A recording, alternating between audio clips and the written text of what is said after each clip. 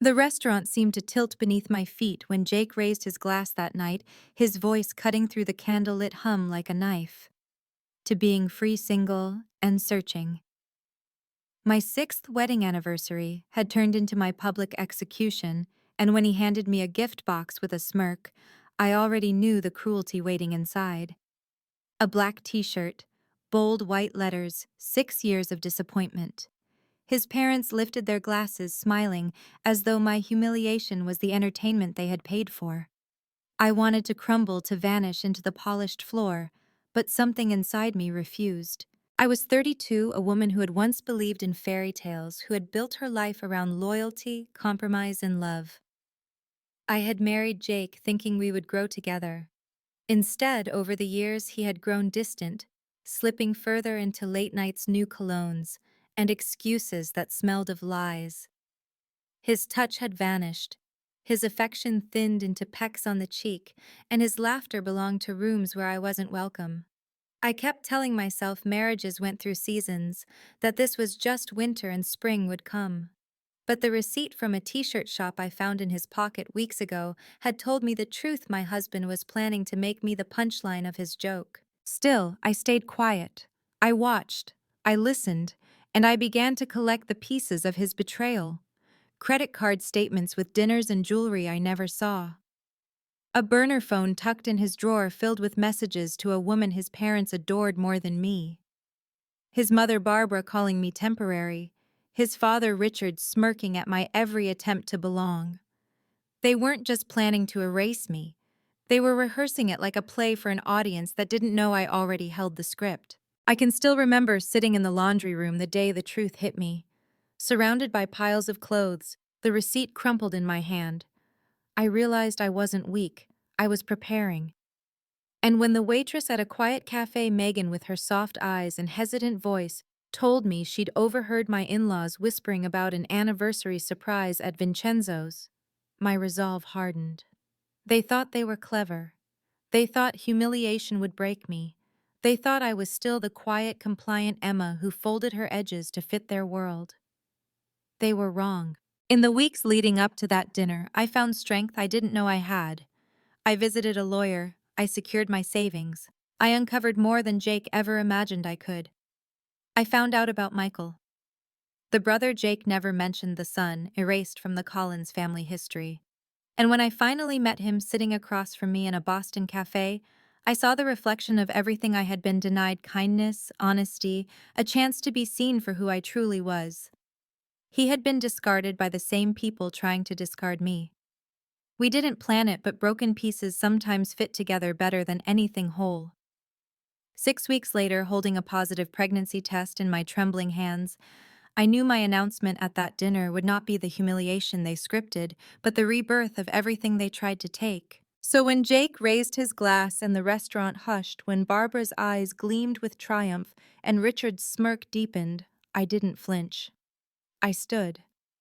My voice was steady, as I thanked them for showing me exactly who they were.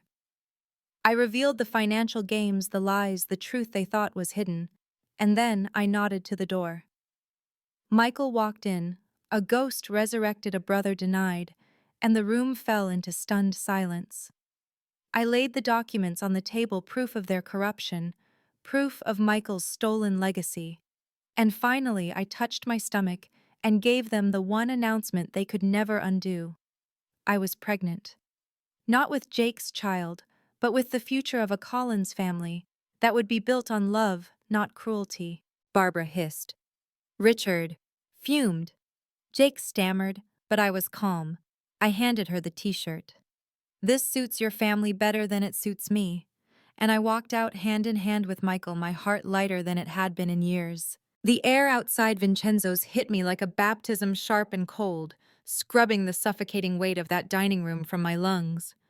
Michael's hand tightened around mine, steady, certain, as if he knew I was holding back years of swallowed screams.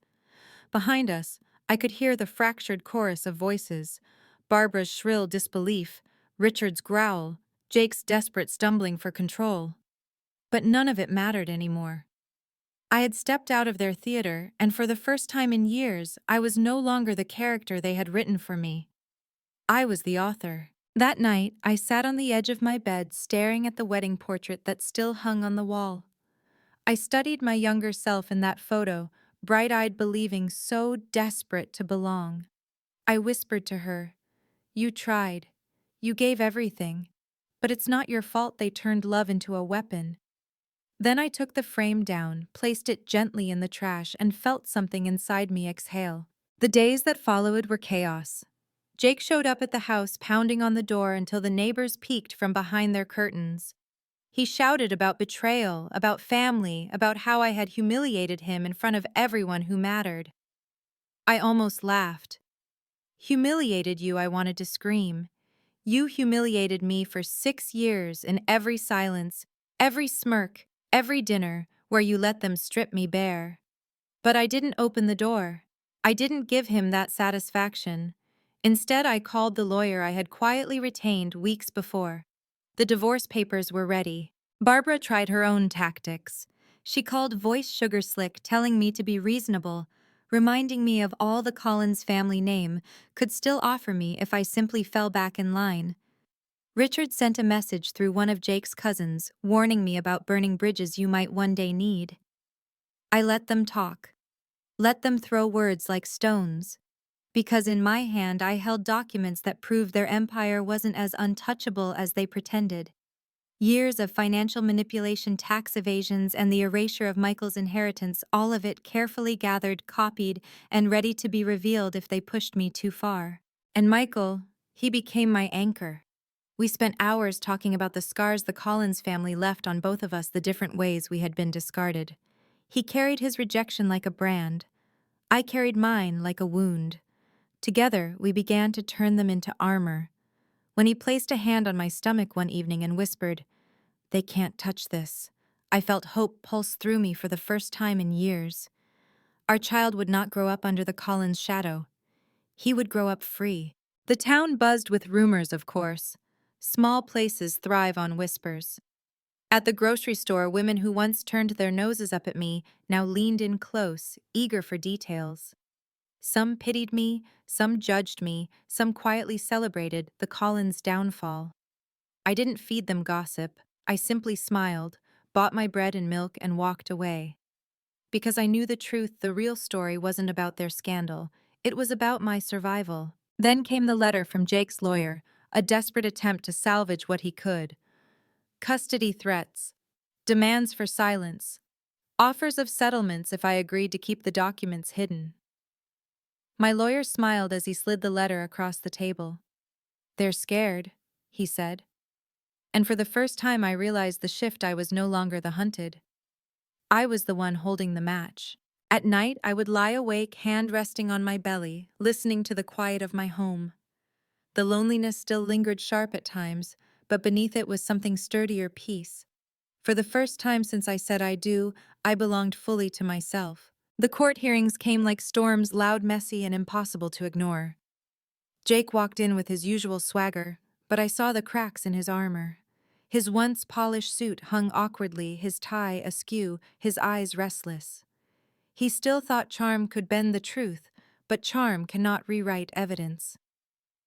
My lawyer laid out the documents, the financial fraud, the erased inheritance, the footage of Jake's affair that the company cameras had so kindly provided. Each piece landed like a hammer, and with every strike I felt the chains loosen around me. Barbara sat in the gallery, lips pressed so tightly they blanched white. Richard stared at me like I was prey who had grown unexpected fangs. But the judge wasn't looking at them, he was looking at me. At a woman who had been humiliated, discarded, but who stood steady with facts in one hand and dignity in the other. When the ruling came, divorce granted custody, mined financial penalties that would drain Jake's pretense of power. I didn't cry, I didn't smile, I simply breathed, a long, deep breath that tasted like freedom. But victory has its shadows. My daughter's sweet Lily struggled to make sense of it all. She asked why her father had hurt me, why her grandparents looked at me like I was poison, why everything she thought was safe had turned to dust. I pulled her close, stroked her hair, and told her the truth, that love is supposed to protect, not destroy, that sometimes family can wound deeper than strangers. and that she would never, ever have to doubt whether I was on her side. She clung to me with a fierceness that told me she understood more than she could say. Michael stayed by me through it all. He was no saint. His own bitterness toward his parents burned hot, but with me he was gentle. We began to imagine a different kind of family, one not built on lies and control, but on choice and truth. The life growing inside me was our promise to each other, a beginning carved from the ruins. Of course, the Collins family didn't go quietly. There were threats whispered through lawyers' attempts to smear my name in the community, even a sudden audit of my modest finances. But I had already learned their playbook. I had lived inside their cruelty too long not to anticipate every move. With each attempt, I grew sharper, more unshakable. Their empire of intimidation crumbled because I was no longer afraid of their shadows. Months passed. My belly grew. My nights became filled with both fear and wonder. Fear of raising a child in the wake of so much brokenness, wonder at the chance to rewrite the story. One evening, as the sun bled gold across the sky, I stood in my backyard, hand resting on my stomach, and whispered, "You will never know the weight of their cruelty. You will know love and laughter and truth. That is my vow." I thought back to the anniversary dinner, to the t-shirt meant to humiliate me, and I almost smiled. They had tried to reduce 6 years of my life to a punchline, but I had taken their joke and turned it into their undoing. They thought they were writing my ending. They had no idea I was only beginning. The morning I went into labor, the sky was gray with spring rain, and yet I felt a strange calmness settle over me. Michael rushed me to the hospital, his hand gripping mine like an anchor as waves of pain tore through me. But beneath the pain was a quiet fire, the certainty that what I was bringing into this world was more than a child. It was proof that love could grow from betrayal, that healing could be born where cruelty once ruled. Hours later, as dawn pressed pale light through the blinds, I held my baby in my arms, a daughter. Tiny, fierce, her cries slicing the air with defiance. I named her Grace because she was the mercy I had given myself when I chose to walk away. News of her birth spread faster than I expected.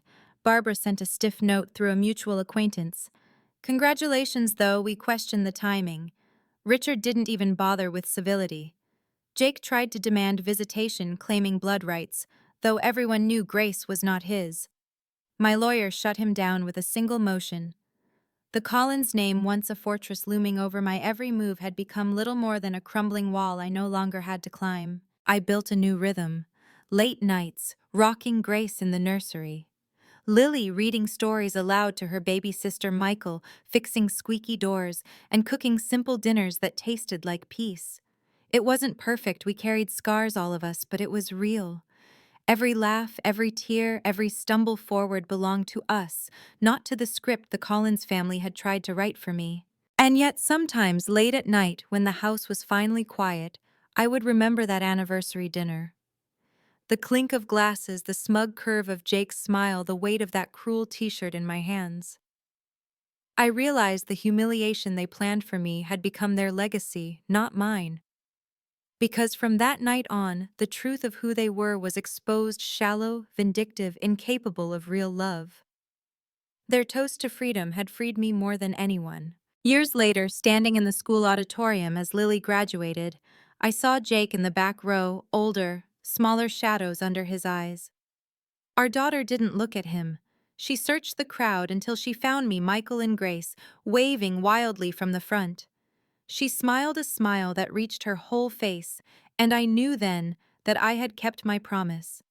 She had grown up knowing love was her foundation, not something she had to beg for. When people ask me now how I survived it, how I turned betrayal into something livable, I tell them the truth.